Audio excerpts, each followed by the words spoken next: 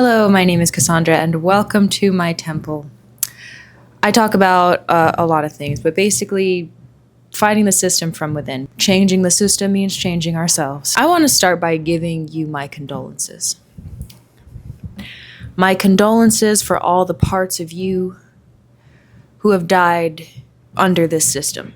When we call certain stories, certain narratives reality, something dies. And it's the possibilities for everything that we can be, everything that we can feel, everything that we can think.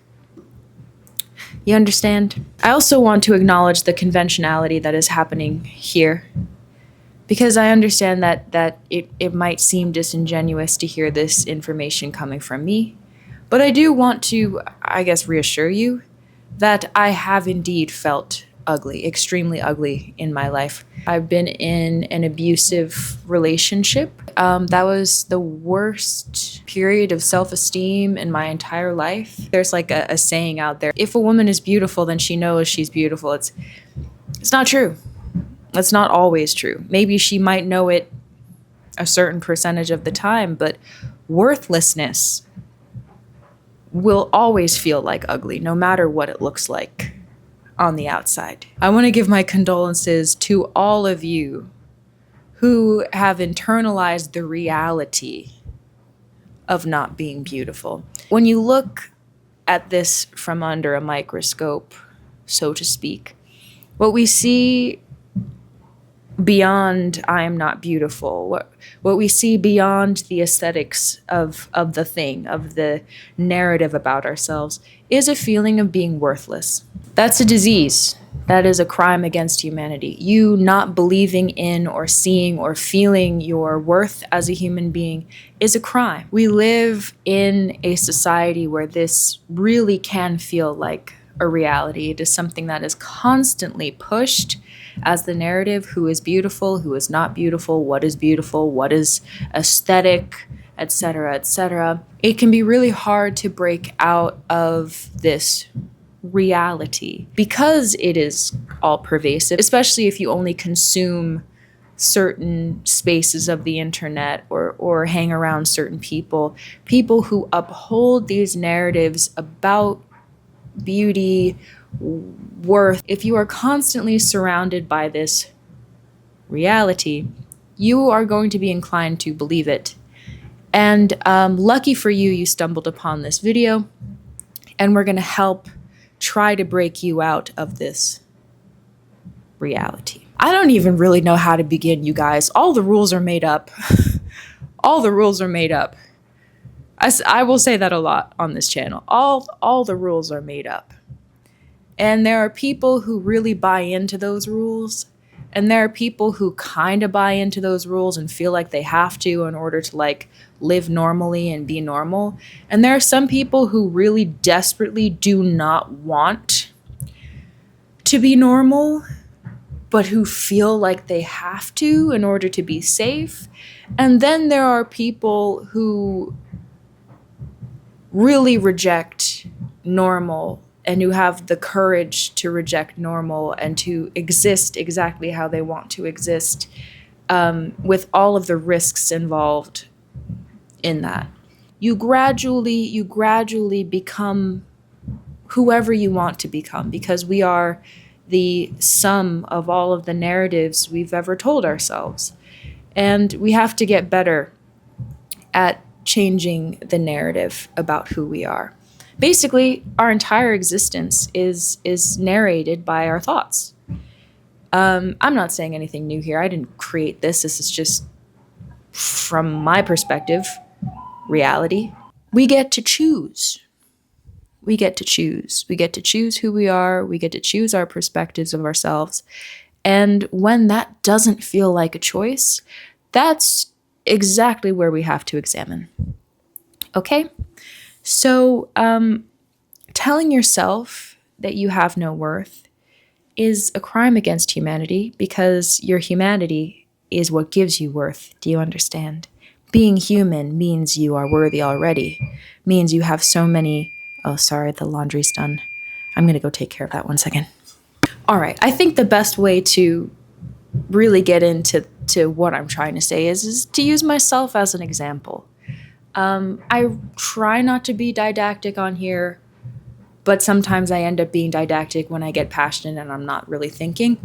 But I used to think, this is embarrassing. This is really embarrassing. I used to think that my only problems were that my nose was too big, I had a gap between my two front teeth, and I was overweight. I thought if I fixed those three things, that I would be perfect.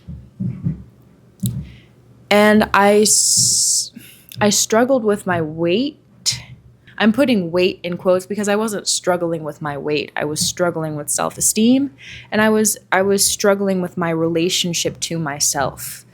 And whenever we have an addiction, it's never about the addiction itself, although that is a very real consequence of the relationship we have with ourselves. It's really a relationship we have to our feelings, essentially. I had an addiction to food. I was a binge eater. I used to carry more weight around with me, and I used to really want a nose job.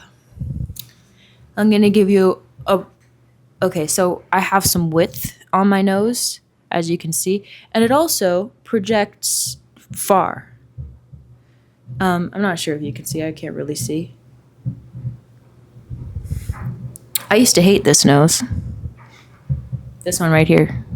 I used to hate it. I remember going on YouTube and looking up rhinoplasties, and I would just be on YouTube scrolling and like watching all of the befores and afters and wishing and hoping that one day I would be able to get one, because after I get my nose job, I would feel good about myself. I would feel like I wouldn't have anything to worry about. My career as an actor would be better if my nose looked better. One of the things that changed my mind was when I talked to my grandpa, because I really was going to ask my grandpa for money for it. I'm so embarrassed about this. Looking back at it. I was really going to ask him, as an investment in my acting career,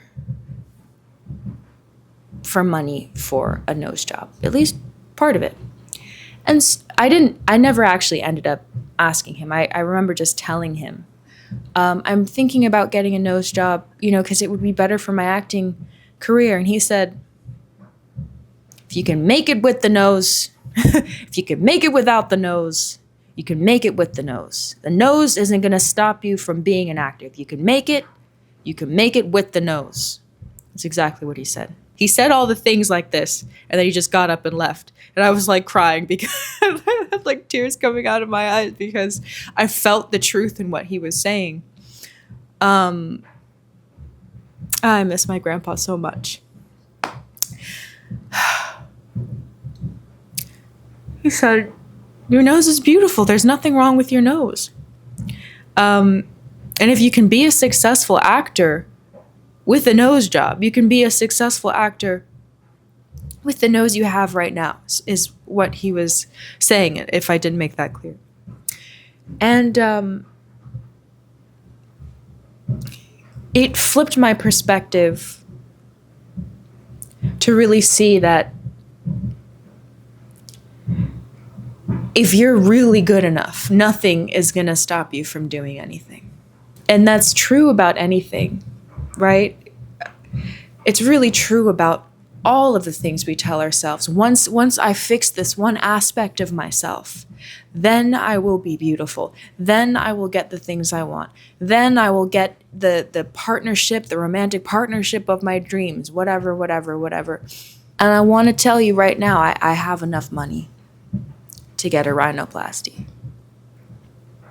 I will never get a rhinoplasty. Because the only thing that can stop you from really getting what you want is you. If you want to play by the rules of the caste system, of capitalism, and you want to be superior to who you are right now, I would look into that a little bit more if I were you. Do you want to buy into the system and you want to play by the system's rules? There are consequences to that. You want to live freely and enjoy being yourself and own everything you are? There are consequences to that too. But I can tell you from experience, I am so glad I never got that nose job, because this nose represents so much more than just me. This nose represents every woman who has a nose that's too big. And I get to represent women with big noses who get to do whatever the fuck they want, who are in happy relationships, existing fully and freely with no makeup and a full personality. There's nothing I can think of right now that I would trade for this kind of freedom. You can buy your way in. You can absolutely buy your way into beauty. That's the point. That's the point of capitalism. That's what they want you to do, to buy into their ideas of what beauty is, to fool you into thinking there is one way of being beautiful. For you to kill parts of yourself, to buy in to privilege. And I understand that can come from a deep feeling of unsafety, feeling that you will not be safe. But that's one of the system's greatest tricks, is that it tries to sell you safety, but it's not safety at all. It's not safety at all. What capitalism sells you in terms of its values, its standards, its ideals, is not safety. It will never be safety. Even if you buy beauty while you're young, you will still get old. You can buy beauty when you're old, but you will never, ever feel free. You won't feel liberated. You won't feel good about yourself, because you never really learned how to love yourself exactly as you are. You learn to love yourself with modifications, not the real, true, authentic thing. And I'm not here to tell you what's right or wrong. I'm here to say that there are consequences for the values you buy into, right? But I think it's a good practice to question what it is you really value. As often as possible, to think about the example you want to set for other women, for other people who look like you. Do you want little girls who look like you to believe that they are not good enough too? That's not what I want. Personally, that's not what I want. Beauty happens when you feel worthy. Not because of your potential, not because of what you can do, not because of anything else, but because you're here and you exist. One of the greatest things you can do for yourself is to widen your capacity for love. For yourself. You can love yourself in all these different ways, but if that love stops at your nose, or stops at something about your body, stops at, you love yourself, but not how much fat you have. You love yourself, but that love does not extend to certain parts of you. That's the struggle you're going to have your whole life. Because you're always going to have something where the love for yourself stops. And the journey really is, when you take off all the layers, at the end of the day, it's you and your capacity to love yourself. That's the journey we're on our whole lives. Now, you do with that what you want. But at the end of the day, that's really it. And the point is to love yourself wholly and fully. And if that cannot happen right now, in this moment, not after the surgery, not after you achieve the thing that you want to achieve, right now. It's just an idea you're going to be chasing your whole life. The point is to love yourself whole, to deeply accept yourself as you are right now. Beauty can look all kinds of ways, as many different ways as you can possibly think of. I got to talk about Instagram too. I have to talk about Instagram on here. Instagram, I'm going to be honest. I love being open with you guys because it's the best way I can really express to you my thoughts and my perspective. It's just using myself as an example. A lot of people say, oh, you're so brave for telling your story. It's like, no, I really have no other way of trying to demonstrate my ideas besides using myself as an example. Instagram is my number one temptation into the human worth hierarchy. When I am on Instagram, there's a part of me who wants to compete so badly in those beauty Olympics. I look at those pictures and I'm like, I want to show everyone how worthy I am too. I want to play this game. I want everyone to know what I can look like too. Looking a little deeper into that, I notice that the pattern is when I go on Instagram, I feel unworthy because I don't have certain photos of myself up. I feel like if I am not ranked, that I have less worth. And being on Instagram triggers that feeling within me that I do not have enough worth on Instagram. I only feel that way because I am triggered into feeling like I am not worthy, because people don't know how attractive I am in a conventional sense. And I must compete in that in order to feel good about myself. I think about it a lot like, oh, it's harmless. Why don't you just put a few videos up? Why don't you just put a few photos up and show everyone how beautiful you are in a conventional sense, even though personally I don't even value that conventional beauty. I value beauty.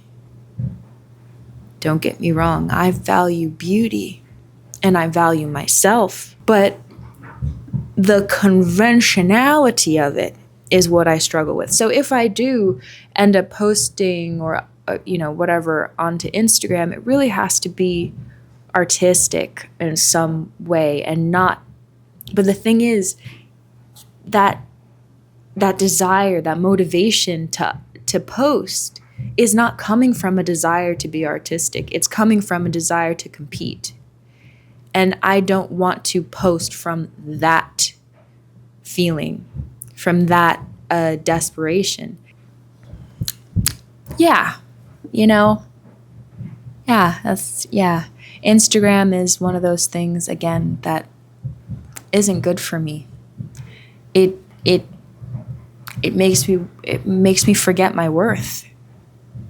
It makes me forget that I already have worth and that I need to compete for it. And so I really abstain from being on Instagram at all. And I don't know, maybe that will change. But for now, it is triggering. And I'm not like triggered, like having like a full-on meltdown, but like it brings out a side of me that I don't like. And so some things you really do just have to abstain from. Instagram is one of those things for me. But yeah, I don't even know if I really said all the things that I wanted to say about, that you are beautiful. I want to tell you that, but like, beauty is so much deeper than the conventional narratives that are shoved down our throats, that we have internalized so deeply that they've become reality. I just want you all to know that it's not reality. And buying into that reality has consequences. And in order for us to really feel and be loved, we have to reject those realities. We have to reject them full-heartedly in favor of loving ourselves as we are. Or not. You know, that's your choice. Don't want to tell you what to do, even though I probably just did. Yeah, I guess that's all I have to say for this video. I will see you in the next one. Bye.